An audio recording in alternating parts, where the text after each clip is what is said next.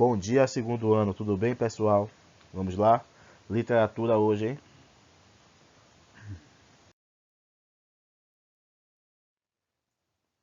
Hoje estudaremos Romantismo no Brasil, Poesia 2, ou seja, a segunda geração do romantismo no Brasil, certo? Vamos perceber as características, vamos perceber os autores e principais obras do romantismo no Brasil na sua segunda geração. Essa aula se encontra na página 63 do módulo de vocês.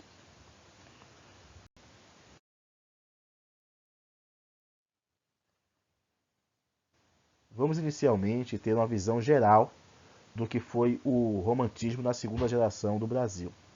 A inspiração para a segunda geração do Brasil ocorreu lá com um poeta da Inglaterra, Lord Byron. Por quê? Porque a poesia é extremamente pessimista e também muito voltada para questões pessoais. Por isso, essa segunda geração foi chamada de ultrarromântica. O autor da segunda geração ele está insatisfeito e não aceita o mundo em que vive. E dessa forma ele busca a evasão, a fuga, algumas vezes na infância, algumas vezes no sonho, outras na religião e até mesmo na morte. Então esse é o momento do romantismo em que nós encontramos as maiores características, ou as principais características do romantismo, sendo que a primeira geração nós temos somente o nacionalismo, o indianismo como característica forte e também a lusofobia.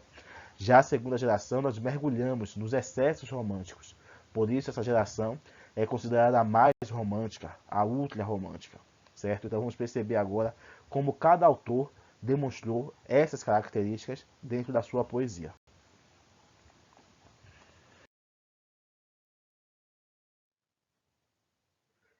Então, como dito, pessoal, vamos agora estudar os autores e as características que cada autor desenvolveu dentro da segunda geração do romantismo brasileiro. Não confunda, hein? Estamos falando do romantismo brasileiro. Algumas vezes nas atividades, já encontrei respostas de romantismo no Brasil, em romantismo de Portugal, romantismo em Portugal, em pergunta referente ao romantismo no Brasil. Estamos estudando bem parcelado, com o objetivo de que vocês possam entender a diferença, tá bom? Então vamos lá. Álvares de Azevedo. Ele é considerado o Lord Byron brasileiro. Byron brasileiro. Por quê? Porque ele apresentou características semelhantes, algumas vezes até iguais, à poesia que foi desenvolvida por Lord Byron na Inglaterra. Apesar de ter morrido jovem, ele conseguiu colocar o seu nome na literatura brasileira na prateleira de cima como um grande autor do romantismo brasileiro, tá bom? Ele desenvolveu uma poesia em que ele se identifica, em que podemos identificar a essência do mal do século. Por quê? Nós temos o desajustamento diante da vida, que leva à frustração e que leva também à evasão. Que tipo de evasão que Álvares de Azevedo demonstra?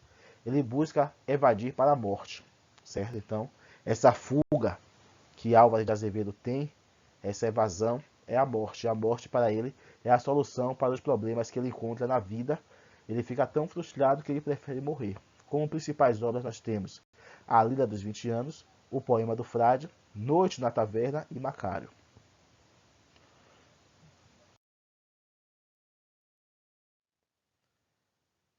Casimiro de Abreu é considerado o mais ingênuo dessa geração. Por que isso? Porque o refúgio, a evasão dele é na infância. Enquanto nós vimos que Álvares de Azevedo ele busca fugir através da morte, encontrar a morte como refúgio, como solução, Casimiro de Abreu, na sua poesia, sempre demonstra como que a solução para os problemas do mundo atual que ele tem é voltar para a sua infância. Então a evasão dele é para a sua infância, por isso ele é ingênuo. Os poemas dele se tornam populares por ter uma linguagem simples e melodiosa, que favorecia a cultura daquela época.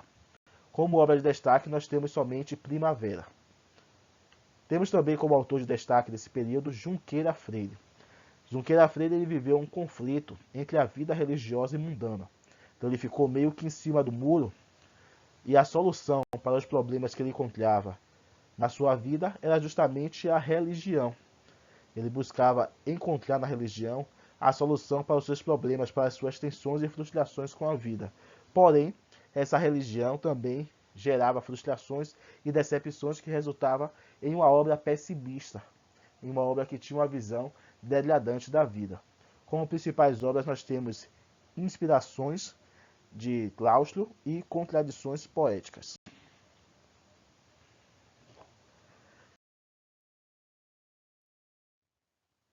Por último, nós temos Fagundes Varela. Esse poeta ele reúne características das três gerações, apesar de estar situado de ser um autor da segunda geração do romantismo brasileiro. Na sua poesia nós encontramos características que exaltam a natureza, que é uma característica da primeira geração. Nós também temos a característica do ultrarromantismo, que é a segunda geração à qual ele pertence, e também existe uma preocupação com questões sociais, que já é uma característica da terceira geração que nós ainda estudaremos. Tem uma coisa interessante que marca a obra dele, é que ele passa por uma experiência trágica. Ele perde um filho aos 3 meses. E isso gera uma mistura de sentimentos e emoções que faz com que ele possa compor a sua obra mais famosa, que é o Cântico do Calvário. Como principais obras nós temos Noturnas, Vozes da América, Cantos Meridionais, Cantos do Ermo e da Cidade e Anchieta, ou o Evangelho nas Selvas.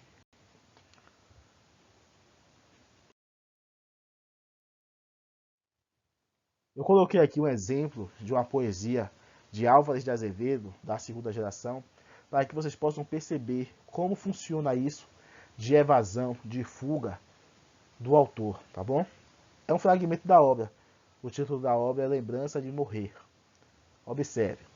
Quando em meu peito rebentasse a fibra que o espírito enlaça a dor vivente, não derrame por mim nenhuma lágrima em pálpebra demente, e nem desfole na matéria impura a flor do vale que adormece ao vento. Não quero que uma nota de alegria se cale por meu triste pensamento. Então você percebe na primeira estrofe que o autor mostra um desejo de morrer e que ninguém derrame uma lágrima por ele. Já na segunda estrofe, ele não quer que as pessoas percam a alegria por conta da morte dele.